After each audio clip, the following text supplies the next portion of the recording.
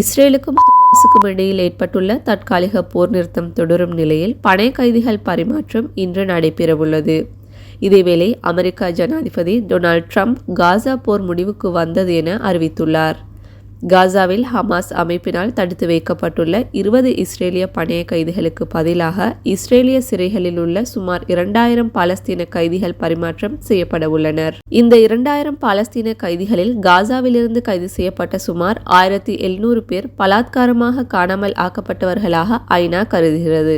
மேலும் சுமார் 250 பேர் ஆயுள் தண்டனை அல்லது நீண்டகால சிறை தண்டனை அனுபவித்து வருபவர்கள் ஆவார். அந்த வகையில் ஹமாஸ் அமைப்பிடம் மீதமாக உள்ள 20 இஸ்ரேலிய பணைய கைதிகளும் இன்று காலை இஸ்ரேலிய படைகளிடம் ஒப்படைக்கப்படுவார்கள் என்று எதிர்பார்க்கப்படுகிறது.